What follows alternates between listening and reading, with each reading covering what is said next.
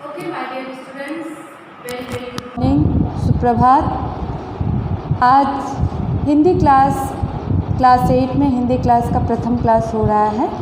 इसके पहले आप सभी को स्टडी मटेरियल्स भेज दिया गया है, जिसे आप लोग बहुत ही अच्छे तरीके से पढ़ रहे होंगे। मैं जानती हूँ पढ़ रहे होंगे। और जब भी हिंदी क्लास शुरू हो, आप अपने साथ कलम और कॉपी किताब अवश्य रखें, क्योंकि पढ़ने के साथ साथ कुछ विषय को नोट कर लेना बहुत ही आवश्यक होता है। यस, आप सभी जानते हैं जो अभी का समय जो है बहुत ही भयावह है, भयंकर है। लेकिन भयावह भयंकर अगर हम माने तो है, ना माने तो नहीं है। इसलिए आप घर पे ही बैठकर क्लास कीजिए, सुरक्षित रहिए और संयमशीलता से रहिए। सफाई ज़रूरी है, बार बार हाथ धोइए और अपने आप को पूरी तरह से प्रसन्नचित रखें। Clear then? Yes my dear students, प्रार्थना कविता का मैंने क्वेश्चन आंसर आप सभी को दे दिया है। अब प्रार्थना कविता का सारांश आपको मैं समझाऊंगी। प्रार्थना कविता का सारांश समझने के पहले इस विषय को जानना जरूरी है कि इसके कवि कौन हैं। यस, इसके कवि सुमित्रानंद पंत जी हैं, जिनका जन्म 20 मई 1900 में उत्तराखंड के अल्मोड़ा जिले के कोसानी नामक स्थान पर हुआ था और इनकी मृत्यु 28 दिसंबर 1977 में हुई थी। ये संवेदनशील इंद्रियबोध के कवि हैं। आधुनिक हिंदी कविता को विश्व स्तरीय बनाने वाले कवियों में सुमित्रानंद पंत जी का महत्वपूर्ण स्थान है। छायावादी काव्य धारा की आधारभूत के निर्माताओं में उनका नाम निराला प्रसाद और महादेवी के साथ लिया जाता है। पंत को प्रकृति का बेजोड़ कवि भी कहा जाता है और अपनी कविताओं में उन्होंने प्रकृति का जीवन उदाहरण दिया है। अपनी कविता को इस तरह से उन्होंने प्रस्तुत किया है जो ऐसा लगता है मानो प्रकृति को जीवंत रूप से हमारे सामने प्रकट कर दिया है। क्लियर? प्रार्थना कविता में भी इन्होंने प्रकृति के बारे में जो बताया है, मानव हित के लिए बताया है और मानव के महान सौंदर्य और सत्य से परिपूर्ण जीवन के विषय में बताया है। कवि बोल रहे हैं, जग जीवन में जो चीर महान सौंदर्यपूर्ण हो सत्य प्राण, मैं उसका प्रेमी बनूं नाथ। जो हो मानव के हित समान, जिसके जीवन में मिले शक्ति, छूटे भय संशय अंतभक्ति, मैं वो प्रकाश बन सकूं नाथ। मिल जाए जिसमें अखिल व्यक्ति, पाकर प्रभु तुझसे अमरदान, करके मानव का परित्राण, ला सकूं विश्व में एक बार फिर से नवजीवन का बिहान। अर्थात कवि बोल रहे हैं, जो जगत में स्थायी रूप से महान सौंदर्य और सत्य से परिपूर्ण ईश्वर से मानव हित समाज में भय द्वेष अंधभक्ति को मिटाकर एक नए जीवन संचार करने की प्रार्थना कर रहे हैं। जग जीवन में जो चीर महान सौंदर्यपूर्ण हो सत्य प्राण, मैं उसका प्रेमी बनूं नाथ। कवि बोल रहे हैं, ये ईश्वर पूरा संसार, पूरे विश्व में जो है सौंदर्यता और सत्य हो, इसके लिए मैं हर एक तरह से सहायता कर सकूं। मुझे इस प्रकार की प्रेमी बना दो, जिससे जो हो मानव के हित समान, जिससे जीवन में मिले शक्ति, मैं मानव का हित कर सकूं, मानव को समान अधिकार दिलवा सकूं, समाज में मानव के अंदर भय द्वेष अंधभक्ति को मिटा सकूं, जिससे मानव का जीवन सौंदर्य हो और सत्य प्राण से परिपूर्ण हो। मैं वह प्रकाश बनना चाहता हूँ और जिसमें पूरे मिल जाए, जिसमें अखिल व्यक्ति, पाकर प्रभु तुझसे अमरदान, करके मानव का परिदान। हे प्रभु, मैं तुमसे अमरदान प्राप्त करना चाहता हूँ, जिससे मानव की रक्षा कर सकूँ, ला सकूँ विश्व में एक बार फिर से नवजीवन के बिहान, और एक बार फिर से पूरे विश्व में नया सुबह ला सकूँ, नया प्रातः ला सकूं। अर्थात इस कविता में कवि ने जगत में स्थायी रूप से महान सौंदर्य और सत्य से परिपूर्ण ईश्वर से मानव हित में समाज से भय, द्वेष और अंतभक्ति को मिटाकर एक नए जीवन का संचार करने की प्रार्थना की है। ओके देन, तो प्रार्थना कविता का मैंने आपको समरी समझाया। प्रार्थना कविता से मैंने पहले भी कहा था और अभी भी मैं कहूँगी कि प्रार्थना कविता से वर्ड मीनिंग जो है, ये वर्ड मीनिंग आपको याद कर लेना है। कुछ एक क्वेश्चन आंसर मैंने लिखा है जो आप लोग को मिला होगा। इस क्वेश्चन आंसर को बहुत ही सुंदर ढंग से, बहुत ही अच्छी तरीके से बार बार पढ़ना है। बार बार पढ़ के याद करके इसको पुनः लिखने की कोशिश करें। ओके देन, तो चैप्टर 1 कंप्लीट हो गया। अब मैं चैप्टर 2 यानी चैप्टर 2 में आ रही हूँ। इस चैप्टर 1 से जितना आपको बताया गया बस आप उतना ही करेंगे। आप वर्ड मीनिंग करेंगे और प्रश्न उत्तर करेंगे, देन इसके बाद और कुछ नहीं करना है। और चैप्टर 2 से अतीत के आईने, मतलब चैप्टर 2 में आज आपको पढ़ाना चाहूँगी। चैप्टर 2 प्रार्थना कंप्लीट हो गया। अब चैप्टर 2 में प्रार्थना कविता आप लोग को जो पहले ही दे दिया गया था, तो इसमें प्रार्थना कविता का समरी समझाना नहीं हुआ था, इसलिए मैंने चैप्टर 1 का थोड़ा सा समरी समझाया। अब मैं चैप्टर 2 आपको पढ़ाऊंगी। चैप्टर 2 है अतीत के आईने में। अतीत के आईने में। अतीत के आईने में, ठीक। अच्छा, अतीत के आईने में इस कहानी में को पढ़ने के पहले हमें जानना अत्यंत आवश्यक है जो कला के क्षेत्र में जानी मानी हस्ती शिलाधर का जन्म 1929 में तथा मृत्यु 26 जुलाई 2001 को हुई थी। ये मूलतः हिंदुस्तानी शास्त्रीय संगीत की प्रसिद्ध गायिका थी, परंतु इन्होंने अपनी गायिका के साथ साथ लेखन कार्य भी किया। इन्होंने बच्चों के लिए भी रचनाएं लिखी। इन्हीं रचनाओं पर आधारित प्रस्तुत पाठ में प्राचीन भारत की समृद्ध संस्कृति का वर्णन किया गया है। अर्थात अतीत के आईने में प्राचीन भारत में जो समृद्ध संस्कृति का वर्णन किया गया है, यहाँ पर प्राचीन भारत के विषय में बताया गया है। और हमारे विद्वानों ने खुदाई से मिले अनेक साक्ष्यों का सूक्ष्म विश्लेषण कर हमारे पूर्वजों को प्रत्येक कार्य जैसे ईंट बनाना, नगर नियोजन, स्वच्छता तथा अनेक आर्थिक गतिविधियों में दक्ष बताया है। अतीत के आईने में बताया गया है जो हमारे पूर्वजों ने किस प्रकार से ईंट बनाया, नगर नियोजन किया, स्वच्छता तथा अनेक आर्थिक गतिविधियों में किस प्रकार से अपनी दक्षता दिखाई है। अर्थात इस पाठ में प्राचीन भारत की समृद्ध संस्कृति का वर्णन किया गया है। तो सबसे पहले मैं चैप्टर पढ़ूंगी, पढ़ने के साथ साथ आप सभी को समझाऊंगी। पेज नंबर 12 में देखिएगा। कहानी हमारे प्यारे देश भारत की है। जिन साधारण लोग, महापुरुषों, शूरवीर, राजाओं और ऋषि मुनियों के बारे में आप जानते हैं, वे भी भारत से प्यार करते थे और इसे अपनी जन्मभूमि कहते थे। यह कहानी भारत देश के बारे में कहा गया है।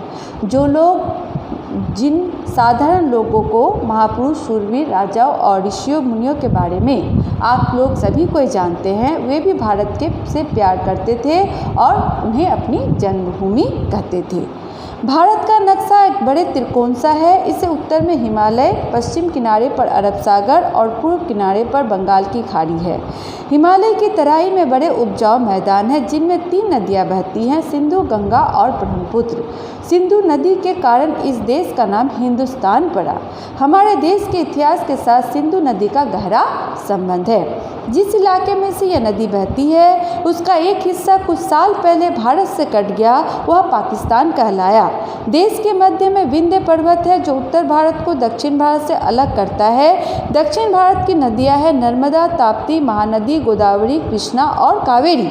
दूर दक्षिण का पतला लंबा कोना कन्याकुमारी कहलाता है और इसे हिंद महासागर छूता है। अर्थात फर्स्ट पेज में हम लोगों ने क्या पढ़ा, जो कहानी हमारे प्यारे भारत देश की है, ऋषि मुनि जो है महापुरुष सूरवीर राजाओं मुनियों के बारे में हम सभी जानते हैं। वे भी भारत से प्यार करते थे और इसे अपनी जन्मभूमि कहते थे। क्लियर। भारत का नक्शा जो है एक त्रिकोण, भारत का नक्शा जो है त्रिकोण कहा गया। भारत के नक्शा को जो है त्रिकोण टाइप का बताया गया है, त्रिकोण की तरह बताया गया है, जिसके उत्तर में हिमालय पर्वत है और पश्चिम किनारे पर अरब सागर है, पूर्व किनारे पर बंगाल की खाड़ी है। हिमालय की तराई बड़े उपजाऊ मैदान है जिसमें 3 नदियाँ बहती हैं, सिंधु, गंगा और ब्रह्मपुत्र। सिंधु नदी के कारण इस देश का नाम क्या पड़ गया, हिंदुस्तान। सिंधु नदी के कारण ही इस देश का नाम हिंदुस्तान पड़ा। और हमारे देश के इतिहास के साथ सिंधु नदी का बहुत ही गहरा रिलेशन है, गहरा संबंध है। जिस इलाके से नदियाँ बहती है उसका एक हिस्सा कुछ साल पहले भारत से कट के बाहर चला गया था, वह पाकिस्तान कहलाया। देश के मध्य में विंध्य पर्वत है, उत्तर भारत के दक्षिण भारत से अलग करता है। दक्षिण भारत की बड़ी बड़ी नदियां हैं जो यहाँ पर नाम दिया गया है यहाँ पर, और इसे यह हिंद महासागर को टच करती है यानी छूता है। जिन दिनों समुद्री जहाज आदि नहीं थे, उन दिनों भारत में आने का सिर्फ एक ही रास्ता उत्तर के पहाड़ों में से था। संसार में सबसे ऊंचे हिमालय पर्वत को पार करना आसान नहीं है। इस पर्वत में छोटे छोटे रास्ते हैं जिन्हें दर्रे कहते हैं। इन्हीं दर्रों के साथ समय समय पर बहुत से लोग भारत आए। अधिकतर व्यापारी इसी रास्ते से आते थे। यदि हिमालय नहीं होता तो आज भारत की कहानी शायद कुछ और होती। यानी समुद्री जहाज जब नहीं थे उन दिनों भारत में आने का एक ही रास्ता था, उत्तर पहाड़ों से आता था। संसार में सबसे ऊंचे हिमालय पर्वत को पार करना आसान नहीं था, इसलिए पर्वतों से छोटे छोटे रास्ते काटे गए और जिन्हें दर्रे कहते थे। इन्हीं दर्रों के रास्ते से समय समय पर बहुत से लोग भारत आए, व्यापारी इसी रास्ते में आए। यदि हिमालय नहीं होता तो भारत की कहानी शायद कुछ आज और ही होती। प्रकृति ने हिमालय और समुद्रों के रूपों में हमारे देश को बड़ी मजबूती सीमाएं दी। इनके कारण ही युग युग से देश में की एकता बनी रही। इस एकता का अपना महत्व है क्योंकि भारत एक बहुत बड़ा देश है। यहाँ तरह तरह के प्राकृतिक दृश्य हैं और यहाँ की आबो हवा भी अलग अलग है। आबो हवा यानी यहाँ की जलवायु। प्रकृति ने हिमालय और समुद्र के रूप में हमारे देश को बहुत मजबूत सीमाएं दी, बहुत मजबूत बाउंड्री दी। इनके कारण युग युग के देश में एकता बनी रही। इस एकता का अपना एक अलग ही इम्पोर्टेंट है क्योंकि भारत एक बहुत बड़ा देश है। भारत एक बहुत ही विशाल कंट्री है और यहाँ पर तरह तरह के प्राकृतिक दृश्य भी है। यहाँ की क्लाइमेट्स यानी यहाँ की जलवायु जो है वो भी अलग अलग है। यहाँ तरह तरह के लोग रहते हैं जो अलग अलग भाषाएं बोलते हैं, अलग अलग ढंग के पोशाक भी पहनते हैं और अलग अलग प्रकार के भोजन भी करते हैं। बहुत से लोगों को एक ऐसे परिवार से संबंध रखते हैं जो काफ़ी पहले और बहुत दूर से भारत से आए थे। कितने पहले यह ठीक ठाक कहा नहीं जा सकता, लेकिन इतने पहले की घटनाओं को हम जानते किस तरह से हैं, किताबों से जानते हैं, गीतों से जानते हैं, चित्रों से जानते हैं, मकान तथा मंदिर जैसे भवनों से जानते हैं। इन सब की मदद से हमें पता चलता है कि उन दिनों बड़े और साधारण लोग किस तरह निवास करते थे और किस तरह रहते थे। लेकिन आज हम पुराने ज़माने के बारे में बहुत थोड़ी बातें जानते हैं। ऐसा इसलिए कि किताबें फट गई है अथवा कीड़े ने उसे खा लिया है या गीतों को भूल गए हैं, भवन टूट गया है, यहाँ तक कि पत्थरों पर खुदी बात भी हवा और पानी की रगड़ से मिट गई है। एक समय था जब लोग न तो किताब लिखते थे और न मंदिर बनाते थे, लेकिन वे जिन बर्तनों का इस्तेमाल करते थे, जिन मकानों में रहते थे, जिन चूड़ियों को वे पहनते थे, जिन नुकीली पत्थरों से वे शिकार करते थे, उन्हें कुछ स्थानों पर ज़मीन के नीचे गड़ा पाया गया। उन पर विचार करके हमारे विद्वान यह कहने में समर्थ हो गए कि इन चीज़ों का इस्तेमाल करने वाले लोग किस प्रकार रहते होंगे। सच तो यह है कि कुछ इलाकों में खुदाई करके हमारे विद्वानों ने पूरे नगर के नगर प्राप्त कर लिए जो कभी निश्चय ही बहुत बड़े रहे होंगे और बाढ़ या आग के कारण नष्ट हो गए होंगे। ऐसा एक प्राचीन नगर सिर्फ 43 साल पहले सिंध में मिला था, जो अब पाकिस्तान का पार्ट है, पाकिस्तान का हिस्सा है। इस स्थान के आसपास रहने वाले ग्रामीण इसे बरसों से मोहनजोदड़ो अथवा मृत्यु के ढूंढ के नाम से पुकारते हैं। यहाँ इस स्थान को क्या कहा गया है? मोहनजोदड़ो। आपने इतिहास में भी पढ़ा होगा, हड़प्पा के बारे में पढ़ा होगा, सिंधु के बारे में पढ़ा होगा, मोहनजोदड़ो के बारे में पढ़ा होगा। इन्हीं विषयों को यहाँ पे बताया जा रहा है, जो ये स्थान मोहनजोदड़ो के नाम से पुकारा जाता था। लेकिन इस ठो के नीचे 6000 साल पहले पुराना एक नगर मिला था, जिसका नाम क्या था? इस नगर का नाम क्या था? मोहनजोदड़ो। मोहनजोदड़ो में जो कुछ मिला है उससे पता चलता है कि वहाँ के रहने वाले लोग ईंट बनाना जानते थे। ईंटों से वे अपने लिए सुंदर मकान बनाते थे, वे नगरों की योजना बनाते थे और गंदे पानी के बहने के लिए नालियाँ भी बनाकर नगर को साफ रखते थे। वे नहाने के लिए बड़े बड़े स्नानागार, रथों तथा बैलगाड़ियों के चलने के लिए चौड़ी चौड़ी सड़कें भी बनाते थे। वे अवश्य कुशल कारीगर रहे होंगे, क्योंकि नगर में मिट्टी के बने सुंदर बर्तन और तांबे व कांसे के बने हथियार पाए गए। वे बर्तनों और मोहरों पर जानवरों तथा देवी देवताओं की आकृतियाँ बनाते थे। इससे हमें यह मालूम होता है कि वे किन किन जानवरों को जानते थे, किन किन देवी देवताओं की पूजा करते थे और उनकी लिखावट अथवा लिपि कैसी थी। मनकों से बने गले के हार और सोने व हाथी व दांत के गहने बताते थे हैं कि उन्हें सुंदर चीज़ों से प्यार था और वे उन्हें तैयार कर सकते थे। कपड़े बनाने के लिए वे कपास में काम लाते थे। वे एक देवी और शिव जैसी ही एक देवता की पूजा करते थे। वे लिखना जानते थे, हालांकि उनकी लिखावट को पढ़ा नहीं जा सकता था। अब तो सिंध एक सूखा और बंजर प्रदेश है, पर यह सदा ऐसा नहीं था। हजारों साल पहले यह एक हरा भरा और उपजाऊ प्रदेश था। मोहनजोदड़ो की मोहरों पर सिंह, बाघ, गेंडा और हाथी जैसे जानवरों के चित्र हैं। इस तरह के जानवर बड़े जंगलों में ही रह सकते हैं। मोहनजोदड़ो की तरह के और नगरों का भी पता चला है। पश्चिम पंजाब में हड़प्पा ऐसे ही एक नगर है। उस समय के अनेक नगर सिंधु नदी के तट पर बसे हैं, इसलिए उनमें रहने वाले लोग सिंधु घाटी के लोग कहे जाते थे। परंतु सिंधु घाटी के निवासियों के नगर सिंधु पंजाब में ही नहीं, उससे काफ़ी आगे तक बसे हुए थे।